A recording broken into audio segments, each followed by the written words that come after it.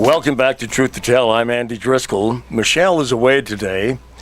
This week we want to update listeners and viewers out there on the status of autism. It's perhaps mysteriously increasing prevalence in Minnesota and everywhere else. How it's identified, diagnosed, and why, according to a Star Tribune article, most low-income children are being denied Medicaid help for proven autism treatment, while the parents of other wealthier children have navigated the Medicaid reimbursement system to secure tens of thousands of dollars a year for the same treatments, labeled Applied Behavior Analysis, or ABA. That's merely one type of treatment. Others find themselves competing with alternative programs for healthcare reimbursement to no avail, according to one of our guests. And we also want to talk about public responses to this rather suddenly more visible disorder. All of these issues barely touch on the role that chemicals in our world are likely playing in the burgeoning prevalence of autism among American children, especially now that new studies have discredited the notion that present-day childhood vaccination drugs cause the disorder. We probably need not remind most of you that the disorder known as autism exists, perhaps even that autism itself, we now know, hits children with a variety of degrees of disability and forms. What the field calls autism spectrum, which invokes a sort of left-to-right graphic from severe to high functioning and includes a version named Asperger syndrome.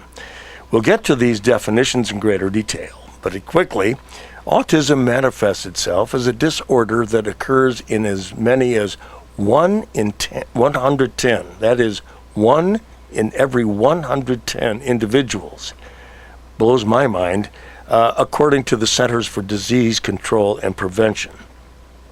It's 4 to 5 times more prevalent in boys than in girls, and knows no racial, ethnic, or social boundaries, nor are its chances of occurring affected by family income, lifestyle, or education.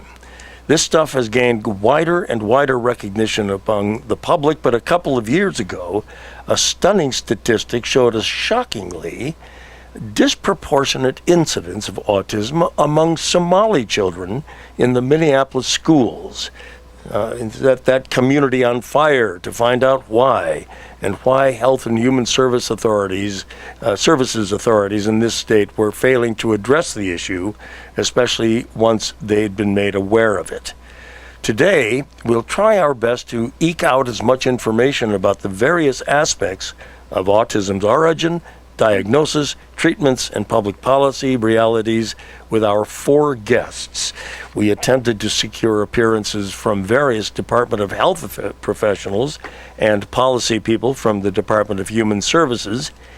No soap in all cases. To be sure, many agencies are saddled right now with shutdown contingency planning, and the Human Services people tell me they're still in the internal investigation stage over what I think is a Medicaid reimbursement scandal of major proportions in Minnesota.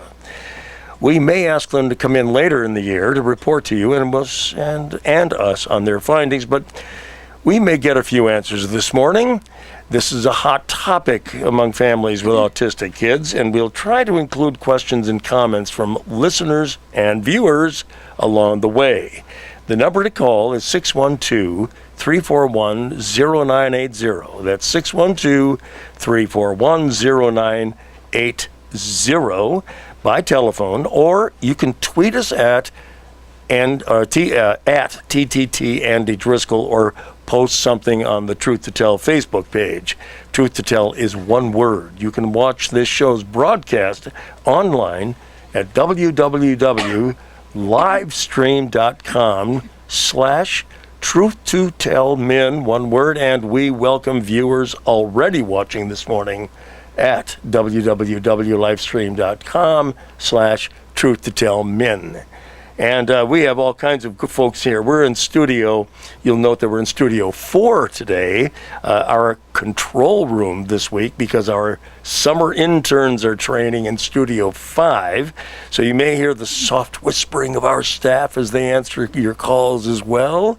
And you'll see staff engineer Katie DeSell at the controls. There you are, Katie. Isn't this fun?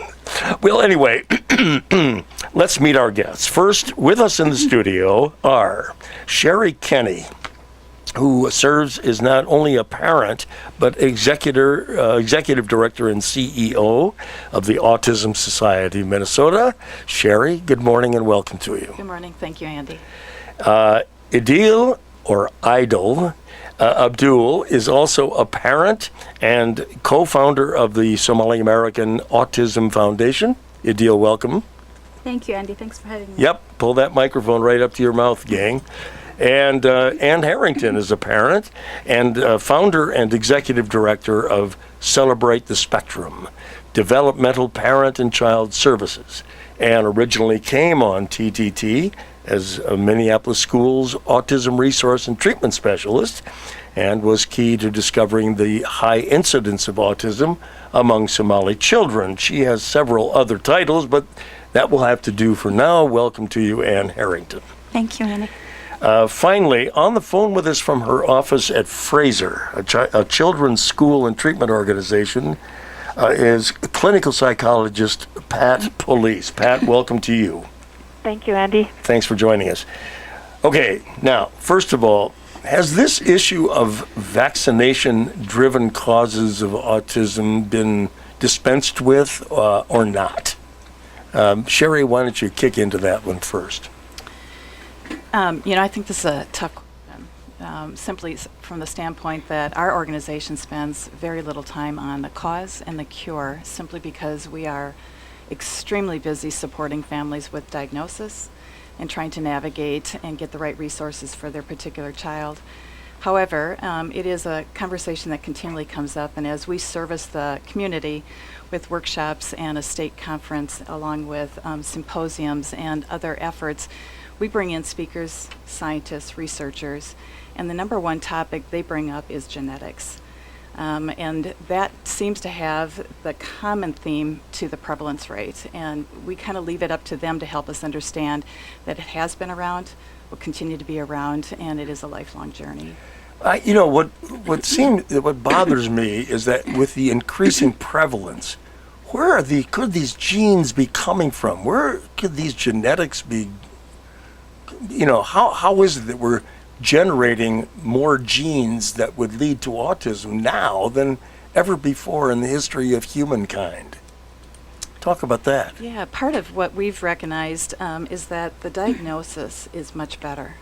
Our schools are better at it, our medical doctors are better at it, and part of this is that the diagnosis is happening sooner. We believe it's been here, and we believe that it's repeated over many generations, and the diagnosis has just gotten better. Well, Pat Pulice, you're in that clinical setting all the time, and you have been for quite some time. So, what are you learning about all that with regard to the causes of this stuff? And then we'll get to Idil to discuss a little bit about why that genetic predisposition would not seem to fit Somalis and what have you. But go ahead, Pat. Sure. Thank you, Andy. I think as a parent coming into a clinic and meeting with professionals, there is a lot of research that guides us in giving parents answers. But if you're concerned about your child and you're reading things, whether it be about vaccines or environmental toxins, those are in the forefront of a parent's mind. Part of the issue here is that we don't know about the exact cause of autism, and I think the research has pointed in the direction that there's probably a combination of nature and nurture, that there's potentially environmental contributions or genetic contributions, as well as issues that we're looking at behaviorally and developmentally. So all these make for a complex picture, and as Sherry said, I think most of us, by the time you're seeing a child in the clinic, we're dealing with behaviors and that those parents then that have children, they're doing their best to make sure that there's do no harm. So if they're having additional children, they're looking at the research, and they might be concerned about vaccinations. And while the research might not suggest that vaccinations are the cause, they want to know what is it that they can do in their day-to-day life to prevent or curb or ameliorate what might be going on with the child. So until our research gets more specific about how autism is caused, and we're thinking it's probably multiple paths or multiple causes to get to a diagnosis of autism, we're really relying on a combination of information to make best decisions both about behavior and development. Okay, so just to let you all know, we're having a conversation here, so you don't have to necessarily just sit there. I know I'm firing questions at individuals, but I am interested in who's doing the research and how are you getting down to genetics. And I can imagine that with the burgeoning increase in cancer, burgeoning increase in Alzheimer's disease, burgeoning increases in autism, we're suddenly confronted with, I don't know if it's over-diagnosis or under-diagnosis of chemically imbalanced brains that are giving bipolar children, bringing bipolarism to children. I just coined a word, I think. But talk about who's doing the research on these chemicals, and is anybody going to stop it? Jump in, somebody. Idil. Hi there. Well, first of all, let me address for a minute about the genetics and the environment. And there is, the saying that if you met one person with autism, then you met one person with autism, because it is so spectrum. It is so different. No two children have it the same. Right. It is, the symptoms are so ever steadily so different. So that makes it very difficult for researchers to study, because you want to have a common denominator. For whereas cancer, diabetes, what have you, there is at least some sort of a common denominator for those patients. Now, is it genetic for Somalis? If it was, it would have been in Somalia. I would have thought. So do we have some genes that are perhaps more susceptible to the environment that we came here abroad to, Minnesota particularly, and Sweden? I think so. Do we know what that environment is? Certainly not. And that's where the researchers come in. And I think there just really isn't enough researchers in Minnesota to do this. They have not yet taken up this, and this is Is this something that they should be doing, Sherry? Ann, jump in here, Ann. This is certainly something that I would think not only all states, but the National Institutes of Health, the CDC, shouldn't they be partnering and spending a hell of a lot of money on this stuff? Yes. Ann Harrington. Well, yes, I also am, I'm not a researcher. Right. I've been a provider for years, but I've been in a unique position to observe some trends and looking at pockets of autism, specifically in the Minneapolis area, in my work in early childhood special education and in assessing children that were referred for special education since 1987, and been able to observe that there are some unique trends that seem to be happening within our community for sure. What are they? Well, it still stands out in my mind that in 1987, back when we were not identifying children as being on the autism spectrum for school purposes. They were either autistic or they weren't, right? Well, for special education, children receive special education under a broad label of developmental delay. Developmental delay, okay. And it's only in more Were those the recent... days we were still saying retarded? Well, I think we were moving away from that, but that was the category that children were able to enter into the system. So we were not identifying specifically autism spectrum disorder. But as someone providing services and working with those children and assessing the children referred for special education, the first child that I saw that had classic Canner's autism was from Ethiopia, and that was in 1987 in the Minneapolis school system. And the second child that I saw that clearly had classic autism was from Nigeria, and the third, Liberia. And so that stuck in my mind. And over the years, we have seen some patterns in the school system about location of children and where they live in the Minneapolis area. And again, So environmental justice gets into this because many of the poorest children going to and kids of color Their buildings, right? are live around generators of pollution and chemical generation. well, and interestingly, Andy, one of the things that I saw, excuse me, a number of years ago was a pattern of autism around our lakes and actually in our wealthier communities. There you go. And very specifically around Lake Harriet, Lake Calhoun. There's also been speculation that is our lakes are right under the flight path of the airplanes.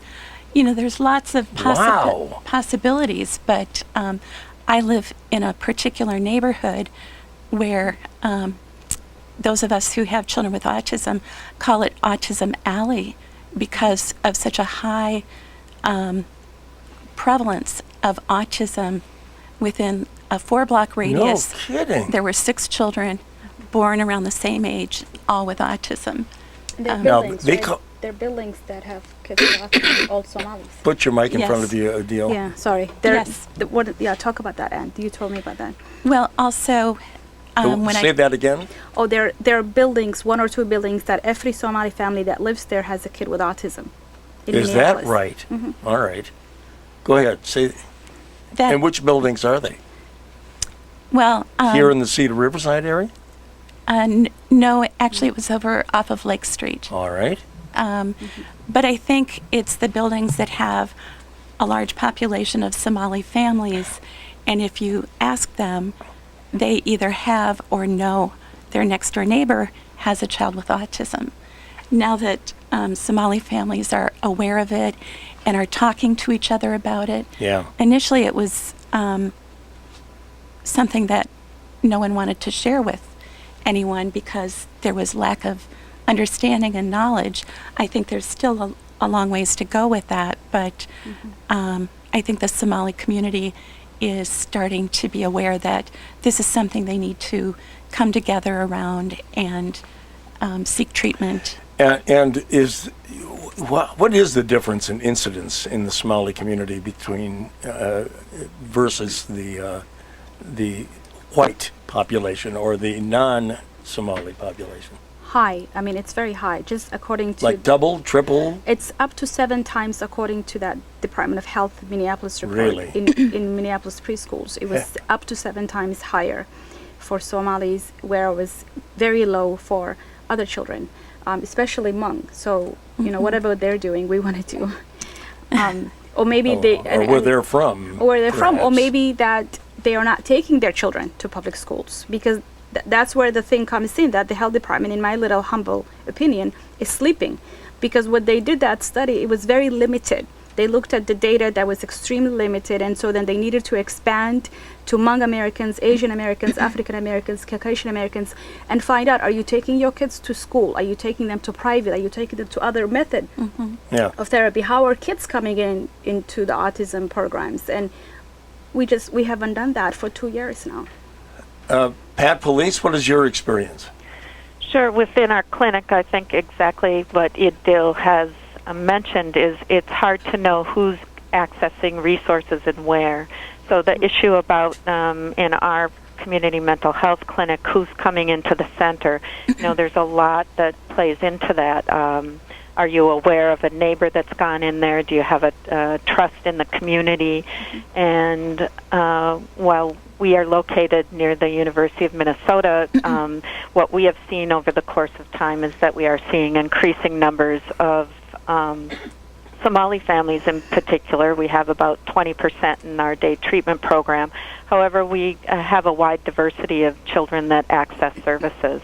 And that proportion is different depending on the community and the location of some of our sites. So it is difficult. We are not a research organization, but as we look at the demographics, there are a lot of things that play into who is accessing services, how do they become aware of it, how can they access it, and how easy is it for them to get intervention. It sounds like the Somali community needs to also, however, be brought into the whole research area. Right.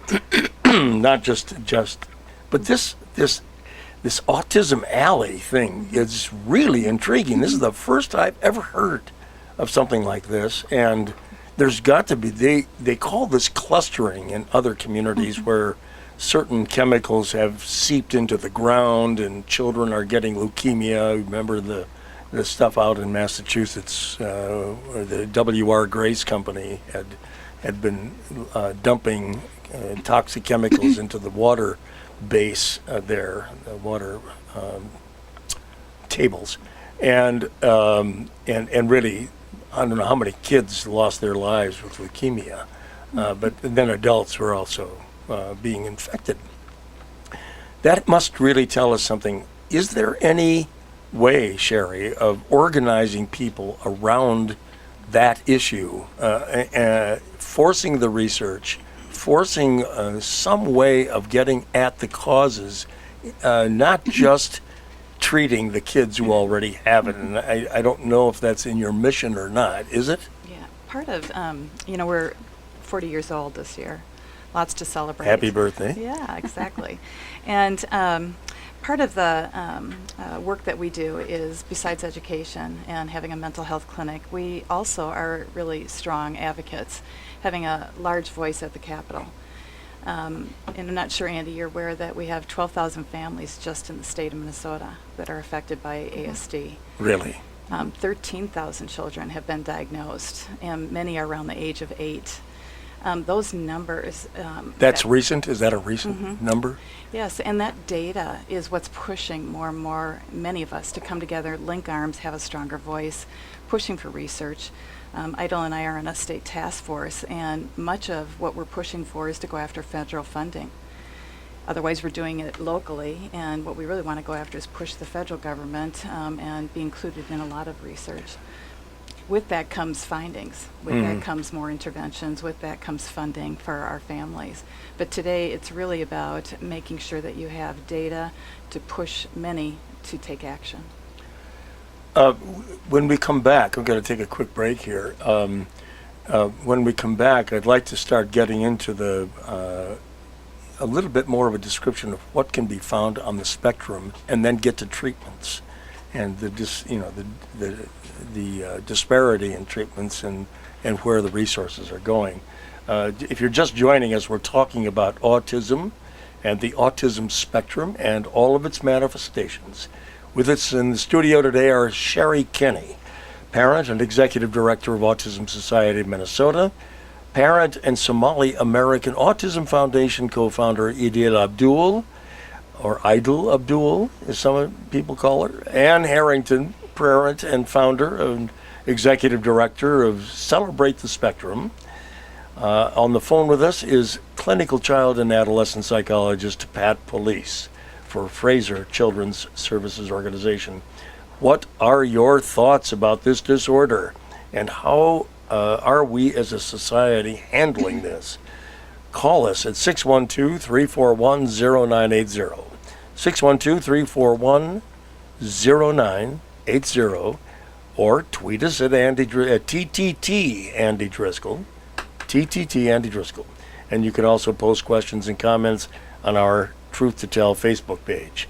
You can be watching us online at www.livestream.com/truth-to-tell-min, MN. And stay with us. We'll be right back.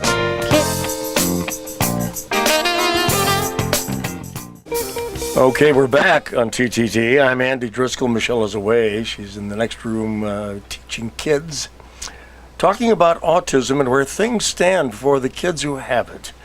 Next week, we'll bring you a talk by T.R. Reid, former Washington Post overseas correspondent and the author of The Healing of America, a global quest for better, cheaper, and fairer health care. Reid went to 10 countries to find out why all the other industrialized democracies manage to provide high-quality universal health care, but still spend half as much as we do. Reid explains how they do it and why they do it. Well, do join us next week when we do that. He spoke to a group at Macalester College for Physicians for a National Health Care Plan and the Minnesota Universal Health Care Coalition. He was really amazing. He was very good. Join us then. Don't forget to call 612-341-0980 or tweet us at TTT Andy Driscoll or post to the Facebook Truth to Tell page. That's one word. And now back to our conversation about autism. And I've been brought up short. I've called it a disorder. Is it a disorder? Maybe not. Some people think they're gifted if they have it. And perhaps these are older people with something less more high functioning along the autism spectrum than some children find themselves. And have you decided what about that? What about that description? Are they gifted or disordered? Well, I mean, Idil. it is high. Because it's so spectrum, and I think people who have the Asperger side of autism or the high functioning side of autism, Yeah. and I don't blame them. They are fine the way they are. They might need some support services, maybe with social or maybe with, just a little bit support everyday living. But if you have it on the severe side, or if you have it where it's hitting us, where it's making our children nonverbal, we have the classic autism. And, Somalis are known to be a nation of poets. We're the Irish of Africa. So it's silencing children from a community that is extremely oral. We are not on that side. We want to know what the cause is. We want to know what a cure is. We want to have a way to prevent it. And because then, I understand the other side, but then I'm hoping they also understand our side, why we all live in this autism world. It is so different, and we need to respect each child's ability, strength, and weaknesses, and try to figure out how to make them cope and live better and achieve their own goal lives, lives and goals. Among your tens of thousands, Sherry, how are they describing themselves? And how do you know where some child falls along the spectrum? Yeah, it's a good question, Andy. Part of, when you think about autism spectrum disorder, we emphasize the word spectrum. Autism is a confusing word. In many languages, there is no word or meaning. Disorder has a negative connotation to it, and so of course. We tend to really focus in on spectrum as the key word in this particular need. And part of our families, really, if you look at the spectrum, then you're really looking at the individual. And part of the reason that's so important is because then you can look at that child, or you can look at adults, and really understand what are their needs and what are their interventions. And part of this is really going after providing resources that meet what they need in order to adapt into our world. Pat? Yeah, Andy, from a clinical point of view, the notion of disorder is there is some kind of difference, but it is true that people that are gifted may show some differences that may not interfere with day-to-day life, but may be much admired. If you know all of the presidents of the United States at a very young age, and you have math abilities that a student may end up in gifted education, those are the things that may not need the support from day-to-day functioning. But that same person within the spectrum may have some issues that do get in the way. So a very bright person with Asperger's might not be able to be in a mainstream class setting where they're passing because the bells are too loud, or the physical contact in the hallways is too much, or they're anxious about social situations. So when people talk about the uniqueness and the individualized picture that we need to take, it really does come down to individually what is getting in the way. Does it warrant the diagnosis, and does it warrant intervention to help this family and this child lead the optimal, most successful life? So, at least tell me how you know someone is at the Asperger's level, and what. And I say Asperger's, but I see that people write Asperger syndrome. Is there a difference? It doesn't make a difference? All right. It doesn't make a difference, ladies and gentlemen.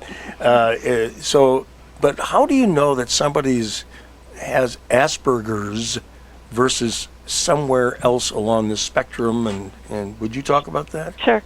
There are clinical tools that help all of us, so it does require an expert team, and there are the CDC has identified, what components should comprise an evaluation, should look at speech and language in addition to cognitive abilities, in addition to behavioral interventions. And it's not just what the clinician observes, but the parents are really an important part of that assessment.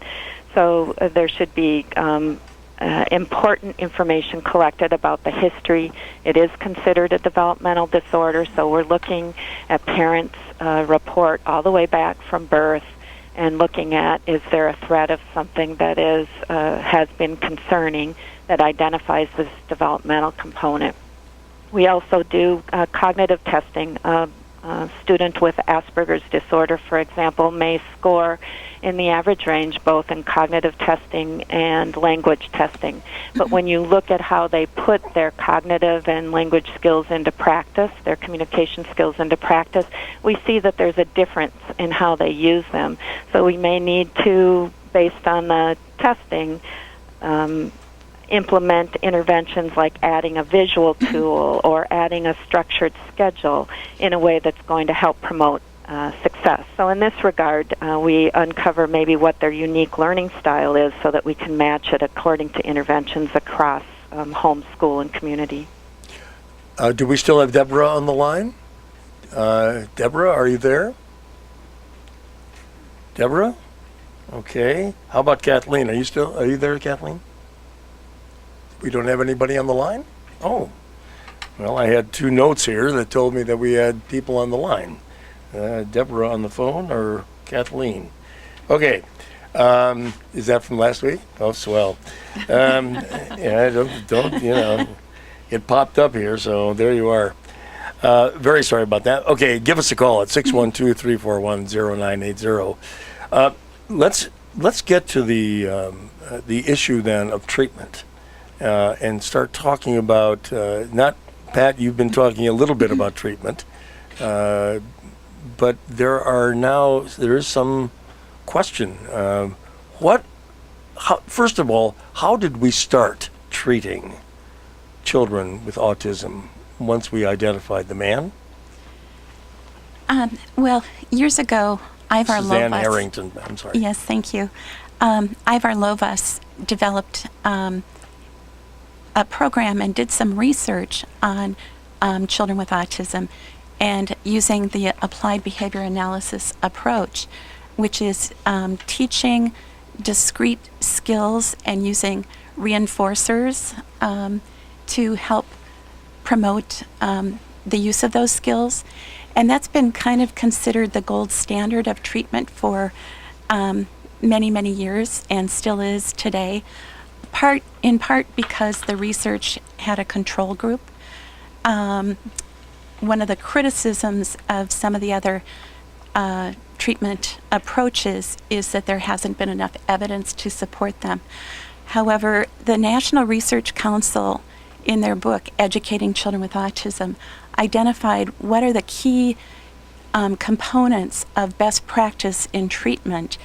And what they determined was that it was not so much which treatment modality was used, whether applied behavior analysis or the DIR floor time model, which I am trained in and have been trying to bring here to Minnesota for many years, or RDI, which is another treatment methodology, that it wasn't so much which treatment approach, but that it be individualized for each child. And as we've been talking about, each child is unique, and therefore it needs to be specifically directed to that child's needs. Is that sort of then a little bit like taking drugs, certain drugs? I mean, if you have a certain, let's say you have an infection, and I can get an infection, Z-Pak is, but it doesn't work, so they prescribe Levaquin.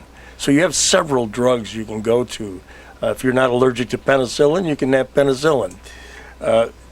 So, and Pat, you can jump in here if you want to, but talk a little bit about how you identify a specific child for a specific treatment modality, as you call it, whether it's this, and perhaps you should describe the modalities themselves a little bit. In other words, what do you do with ABA, as you call it, applied behavior analysis? And by the way, when I was researching that, I didn't think that Dr. Lovas's study was definitive in any way in terms of the percentage of his study group that actually responded well to the ABA system. But that was only a detail. I don't know anything about ABA, to be honest with you. But as I understand it, you build relationships with this floor time DIR thing versus the skills development of Lovas. Am I right about this? No, you're right, yeah. All right, and talk about what you mean by that. And Sherry, go ahead, jump in if you want to. All right, Ann, how about you? Go ahead. Well, DIR stands for Developmental Individualized and Relationship-Based Intervention. I can see why they say DIR. Yeah. And floor time is really the how you implement it. But it is a developmental approach that really looks at promoting each child's development rather than teaching specific skills in isolation. It's more teaching children how to learn to navigate the social environment. And it also addresses some of those individual differences, such as the sensory processing piece, which is often very challenging for children on the autism spectrum, regardless of where they fall. Sensory processing issues are often very much a challenge. And so developmental approaches take a typical development model and support children up that developmental ladder. Okay, so I do have one statement for, there are some people not getting on the line, but here's someone from Karen from Minneapolis is saying, if one of every 100 kids is going to be diagnosed as autistic, will one of every 100 then receive benefits?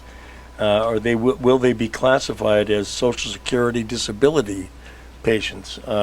There's that. We can get around to this in just a minute, but I still want to see, how do parents then respond, Sherry, Kenny, to these different treatment ideas? You have several thousand families involved. Yeah, thank you. I think it's crucial that we recognize that just less than 30-some years ago, when our son was diagnosed, we were told, put him in an institution. We chose not to do that. There were very limited resources. Yeah. That here we are 30 years later, and we're debating what intervention works. Thank God there are some. Thank God there are many. But I think Ann's key point, and many of us here on this panel, I believe, truly agree that it's individualized. And the second thing that parents are looking for is evidence-based. To be very cautious if somebody says this works and it'll cure your child. We know this is a lifelong journey, and that what we're really after is making sure that the intervention is for that child's needs, and that's really done through the diagnosis and the assessment that Pat talked about earlier. That once you have that information is valuable to tell you where your child is on the spectrum, and at that point, then you're also given opportunities as well as options for then what interventions can we use. How do you, Pat, how do you decide what sort of intervention is appropriate in your particular clinical setting? Sure. You know, we start with the research, and when we're talking about ABA, that is a very structured way to analyze what behavior are you focusing on, how are you responding to it, and is it moving in the direction going up or going down as you would expect. And that's really a scientific journey. We're trying to look at what is the parent concerned about, what would it look like if that concern were lessened, how would that child look if that behavior were changed? Does it mean less tantrums? And so in essence, we're starting with the research. Most good intervention programs have some kind of behavioral component, developmental component, a social component, and address the various areas as Anne has talked about. But what it really gets down to is this single subject research. You're sitting down with a parent and you're looking at what would you like to change, what would make life easier for this child and for this family, and let's implement this intervention, and then let's reevaluate it. How would it look different in 3 months? And if it's not looking different, let's craft our interventions. Let's look at adding somebody to the team.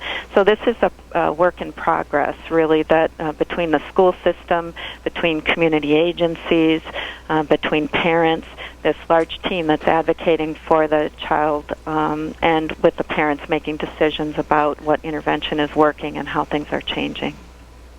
Well, how do you determine, though, again, do you use all of these different kinds of treatments and interventions? Anne is a specialist in one area, or she's developing that, this DIR floor time business, and which I'd like to know a little bit more about describing that. But do you use, Pat Pulice, this variety of approaches? Yes, you know, Anne also alluded to this national standards project, and there's also a follow-up with the National Research Council where they have identified the overlap of the various methods. So we do have people like Anne come in and present to our staff in training. We have experts in TEACH and ABA and a whole host of interventions. We note the various overlaps, and having a toolbox of things so that you can individualize these programs is very important.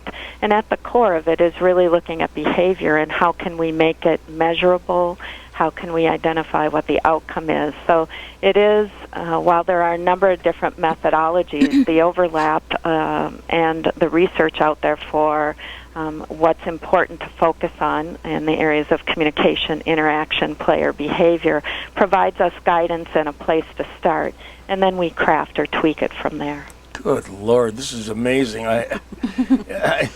Somehow I get the sense that it's still not clear to me what approaches seem to be working. Is it where they fall in the spectrum? Does that help determine, Anne, what sort of treatment you bring to it? Or are you're not, I know that you're not a fan of ABA, this Lovas method. Well, actually, yes? that's not true? that's not true. Oh. Andy, I'm also trained in ABA. Okay. And there are some situations where I will, as Pat said, I think we need a whole toolbox of strategies. The DIR model provides the philosophical framework from which I bring in all the tools that I have as a practitioner in working with children. And there are some children with some specific behaviors that really an ABA approach is probably the most appropriate. Because they need basic skills. In other words, they just need to address basic skills before they can develop the relationships of a DIR method. Is that it? Mm-hmm. Well, I think there is some truth to that. So the skills is in what? What skills are you asking about an ABA? Are we? Well, again, it's individualized for Right. each child. What could it One be as- child, you might be working on toilet training. All right. And that's a very specific specific skill Right.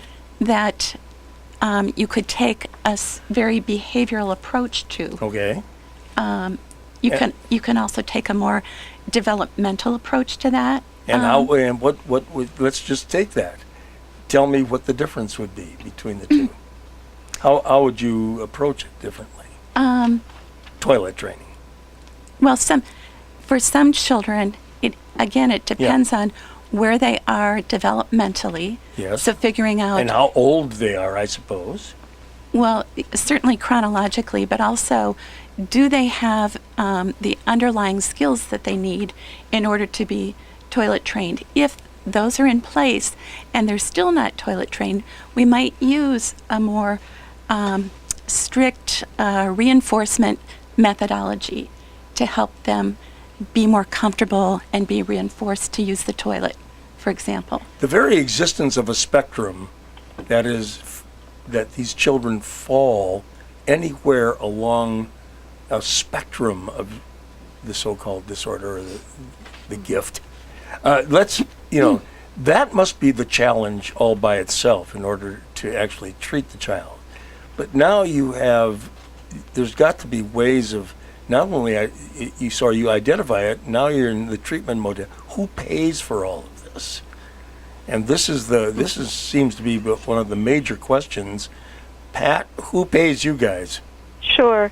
We have a wide variety of payment sources. We are a community mental health center, a private nonprofit, which means we get primary funding from insurance companies, medical assistance. And I think the thing that's so challenging about this particular diagnosis is it doesn't just impact mental health, it doesn't just impact education, it impacts community living. And so we have a system in our community where there are silos of payment and silos of intervention. And so historically, children have gone to school to get educational resources. They might enlist in personal care attendant or community resources through the county and the state for their families. And then there are insurance companies that pay for a medical piece. And while there's not a medication for autism, there are some specific medical needs that might require intervention. And then the mental health piece regarding behavior as well as family support. And so within our agency, in this economy where we're all asked to do more with less, we really look at what piece can the school and the intervention in the educational system provide, what piece can the community and the county and the state provide, and then what can we support with the insurance monies. And it's hard to pull all those three together because all of the collaboration and the coordination time is not something that's paid. So in essence, it remains for our clinicians to spend more time collaborating and making sure we're all on the same page, because certainly if two different places are doing interventions that are contradictory, the child's not the winner in that case. All right, so you talk about contradictory interventions or treatments. Everybody talks about treatment in writing, but you guys keep saying words like intervention, so we just want to make sure that people understand that is similar.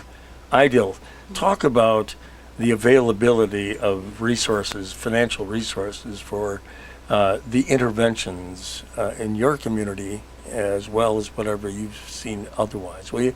I mean, who's paying for all this? There's got to be a lot of call for, let's say, people with many fewer resources to use the public finance system in some way. Thanks, Andy. First, I want to, if I can, comment a little bit about ABA, because it could be confusing. And Dr. Ivor Lovas of UCLA, and you are right, his study was very, very limited number of children, very few. And also he took children that had a certain IQ to begin with. So they had to have a certain IQ. That means that they probably were not in the lower classic side of autism.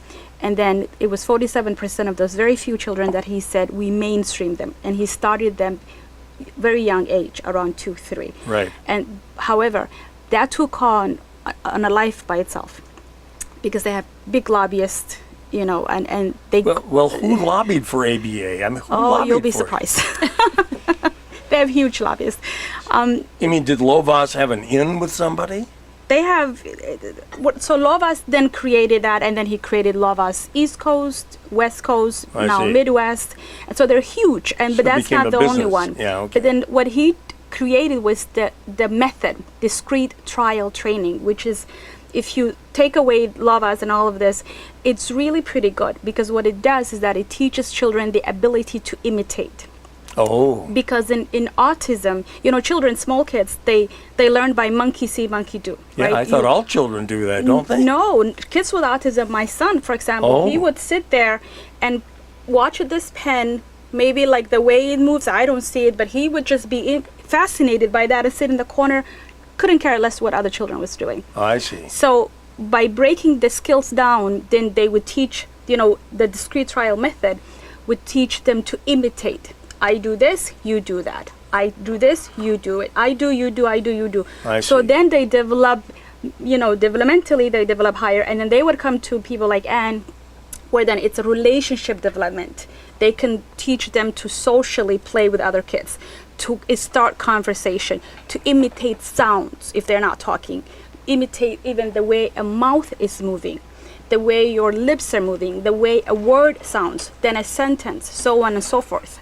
So that's what the discrete trial training would do. That's what DIR, depending on where the kid is on the spectrum, would do. Is this the ABA method you've described us now? No, you could use that literally in any early intervention I see. method. Okay. It's just that, Dr. Lovas sort of started it, having a behavior intervention, kind of Right. bringing, what they call is that bringing the autistic child or child with autism into our world, so that they're not obsessed with a phone or lying off shoes. I Sometimes see. it used to be for my Yes, kid. it is that obsession It's with the obsession where you bring them to our world. and distractions because of Right, that, and right, and they yeah. need to be in the world and in our operating face, yeah, do with what the I do, family, yeah. with their Yeah, peers, right. and what have you. And so Yeah. even toilet training, we would have to teach him to go into the toilet every 5 minutes, and then you get a half a Skittle, and I then see. you make that 10 minutes, 15 minutes, an Wow. hour, and so the kid then says, "Oh, I want the Skittle. I'm gonna hold and not pee in the carpet."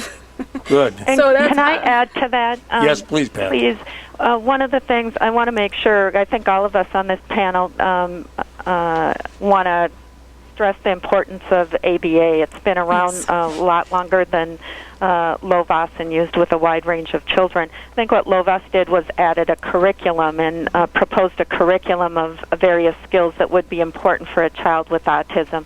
And I think what we've learned over time is there are pieces of that curriculum that can be essential for every child, but having the flexibility to look at that child's unique needs becomes really important. And so when you're focusing on relationship pieces or communication pieces, that we have some other tools, and they might even include an ABA component. A speech-language pathologist, for example, can use ABA as long as, and are trained in it, as well as psychologists, as well as educators, in a whole host of disciplines. So it is an important intervention to be using with these children. I think the field has just come so much further in incorporating different ways to use it that benefit a wider range of children. Still, we're back to who has to pay for it. Oh, go ahead, Well, Ann. I just wanted to thank Pat for saying that, and just to make sure that it's clear that by training in the DIR floor time model, my intent was really just to bring a broader range of options here to Minnesota. But absolutely, Pat is right about treatment.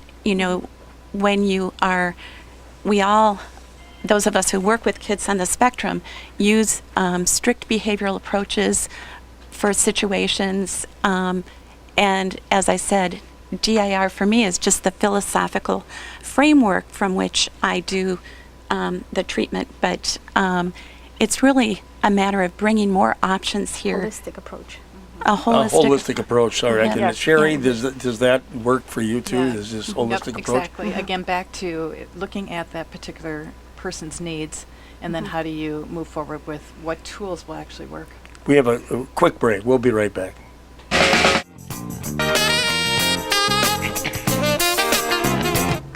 We're We're back talking about autism today, and this is really quite the subject. Of course, here we are squeezed for time again, when we have so much more to talk about. Our engineer actually asked this, I think. Do you know, is mainstreaming an autistic child in regular classrooms as opposed to special ed helpful? Well, mainstreaming helps if the kid is ready, because often these children have sensory processing disorder, so they're not able to tolerate, like, for example, all the people here, my son would have held his ears and closed his eyes, and so to mainstream them slowly so that they can be members, productive members of society, that's important. And just to kind of touch, we don't have a lot of time, who pays for it?